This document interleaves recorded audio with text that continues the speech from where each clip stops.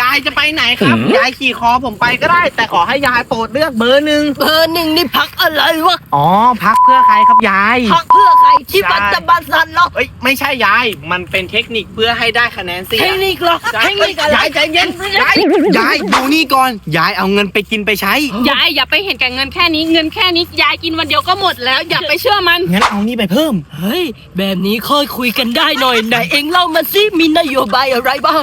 ยายอย่าไปเชื่อมันคราวที่แล้วมันโกหกเงินหมื่นยายยังได้ไม่ครบเลย ใช่มึงมันโจมหลอกลวงกูไปดีกว่า เดี๋ยวก่อนยายจะไปไหนยายขี่หลังผมก็ได้แต่ขอให้ยายโปรดเลือกเบอร์หนึ่ง ต่อให้มึงเป็นเบอร์หนึ่งกูก็ไม่เลือกมึงหรอกมึงมันหลอกลวง งั้นเอาอย่างนี้ผมให้ยายหมดนี่เลย โอ้กูไม่ได้เห็นแก่เงินนะแต่ถ้ามึงให้ยายหมดนี่มึงขึ้นหลังยายเลยมึงขึ้นหลังยายเลยมึงขึ้นหลังยายเลยยายไปส่งหน้าสภา ได้เลยยาย